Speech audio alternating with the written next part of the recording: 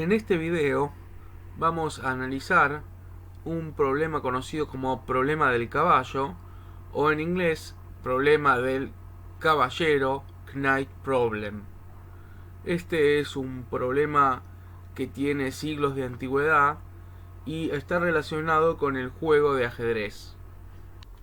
El enunciado del problema es el siguiente: tengo que encontrar una serie de movimientos del caballo de ajedrez dentro del tablero de ajedrez, que es una cuadrícula de 8×8, que esta ficha, el caballo, partiendo de una posición del tablero que uno puede elegir, tiene que, haciendo los movimientos propios del caballo, recorrer todos los casilleros y regresar a la casilla inicial sin pisar dos veces la misma casilla. En la imagen que se muestra se puede ver cuáles son los movimientos posibles de un caballo de ajedrez dentro del tablero de ajedrez.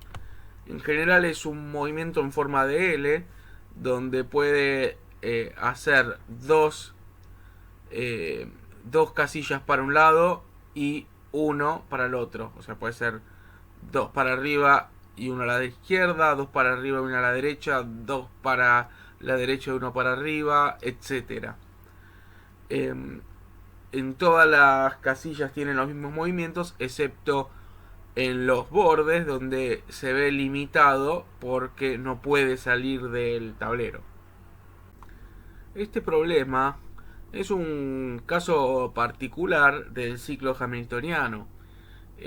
Uno puede imaginar a nuestro tablero como una serie de nodos de un grafo, y los ejes son cuáles son los nodos accesibles desde determinado desde determinado nodo, si los recorridos fuesen establecidos por una ficha, por una pieza de caballo de ajedrez. Si enunciamos el problema del caballo como un problema de decisión, tendríamos que decir: ¿es posible que un caballo de ajedrez, empezando desde una posición determinada del tablero, recorra todo el tablero sin pisar dos veces la misma casilla? Y como vimos que era un caso particular de aplicación del ciclo hamiltoniano, estaríamos inclinados a decir que este sería un problema NP completo. Pero el concepto de NP completo no se conocía cuando se pronunció por primera vez este problema. Entonces nada detuvo a los matemáticos y entusiastas del pasado a tratar de dar una solución al problema. Para un tablero de ajedrez de 8×8, que es el tablero tradicional, se conocen desde el año 840 al menos dos soluciones. Una en forma de camino, es decir, comenzando por una casilla y recorriendo todas, pero sin volver a la inicial, y otra en forma de ciclo. Están en la historia, están puestas estas soluciones a nombre de dos matemáticos árabes, y se pueden ver unos de Mani, empezando, y ahí se muestra el diagrama, empezando por una casilla y se muestran los distintos recorridos, y el otro es el Adadli, donde empieza y termina en la última, en la misma.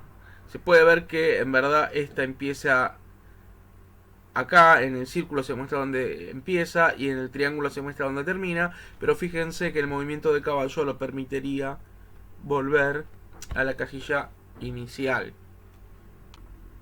Desde el 840 hasta la actualidad se siguieron buscando otras formas de generar ciclos y caminos hamiltonianos dentro del tablero de ajedrez con el caballo.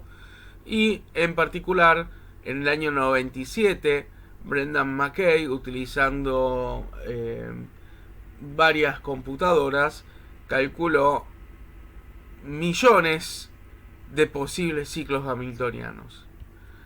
Su paper está acá disponible en internet y acá les comparto el enlace. El problema entonces, si lo dejamos en este lugar, resultaría trivial. Uno podría decir, bueno, es un caso único y particular, es un tablero fijo, es un caballo. Pero bueno, no, los matemáticos son inquietos y no se quedaron ahí. Entonces pasaron a generalizar el problema del caballo. Entonces la generalización pasa por modificar las dimensiones del tablero. Un tablero puede ser cuadrado de n por n, donde n no está limitado a 8, o rectangulares de n por m, o simplemente irregulares de tamaño distintos, no necesariamente ni cuadrados ni rectangulares.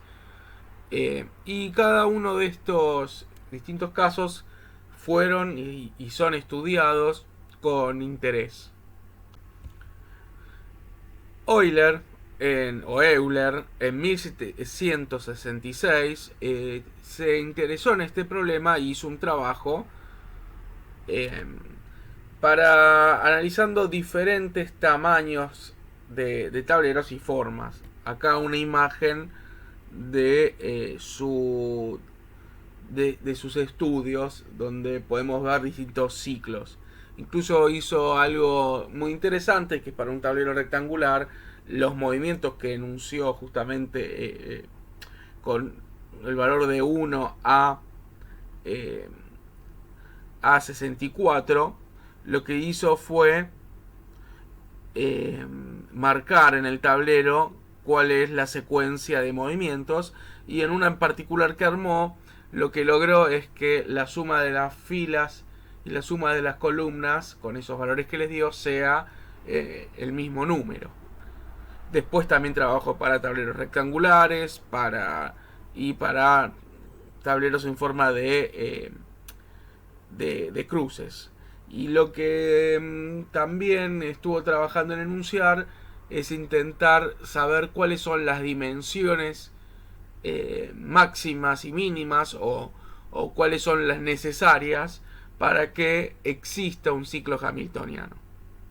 Si nos basamos simplemente en tableros de forma cuadrada, o sea de n por n, hay un trabajo del 91 que también pasamos acá el link, que fue trabajado por distintas personas. El investigador principal es Axel Conrad, y en él probaron que si n es mayor o igual a 5, dentro del tablero vamos a poder encontrar un camino hamiltoniano, y recién si n es mayor o igual a 6 se puede encontrar un ciclo hamiltoniano siempre para esas dimensiones de tablero.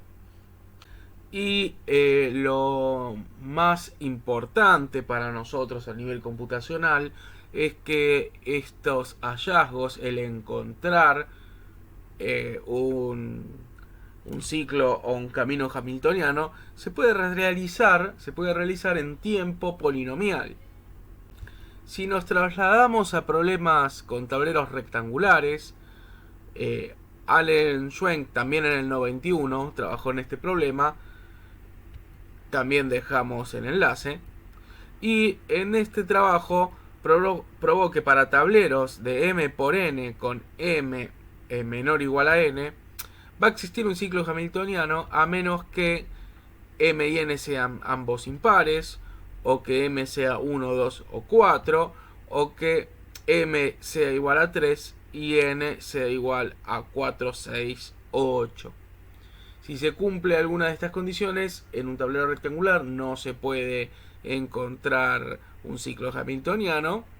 De forma contraria, sí se puede hacer, y también mostró en su trabajo cómo hacerlo.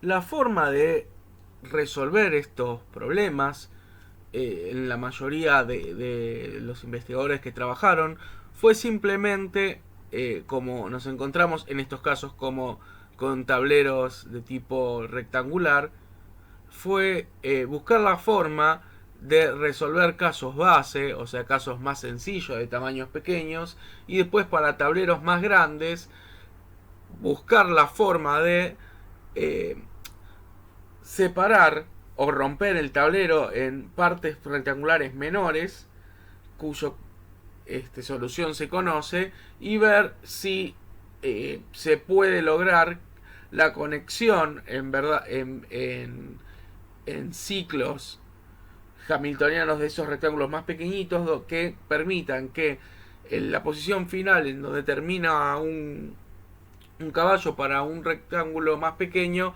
permita comenzar el ciclo en otro rectángulo.